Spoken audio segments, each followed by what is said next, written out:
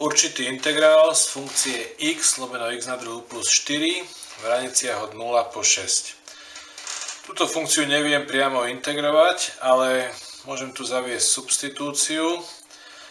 Všimnem si, že v menovateli mám x na druhu plus 4, ktoré keď zderivujem, tak mám 2x. Takže dobrá substitúcia môže byť y sa rovná x na druhu plus 4, lebo z toho 2x to x tu mám, takže x dx dostanem.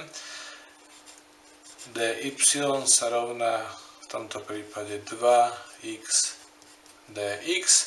A toto x dx mám tu, x dx. Nemám tam tú dvojku, ale to nevadí, pretože si môžem predstaviť, že x dx vyjadrím ako 1/2 dy. A takto to aj urobím, čiže budem mať, tuto dostanem 1 lomeno y, lebo v menovateli použijem y, a z tohoto x dx dostanem 1/2 dy.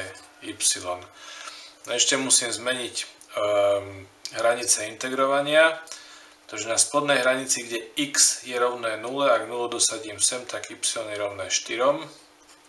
Čiže spodná hranica je 4 a horná hranica, ak za x dosadím 6, 6 na druhu je 36, plus 4 je 40, takže horná hranica pre y je 40.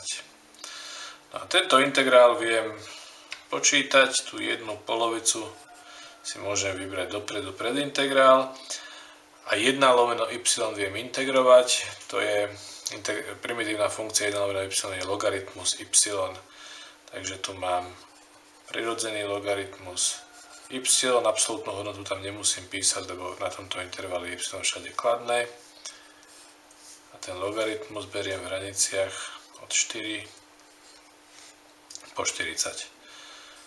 Takže počítam ďalej 1 polovica a teraz zoberiem logaritmus na hornej hranici. Logaritmus 40 mínus logaritmus 4. Logaritmus 4.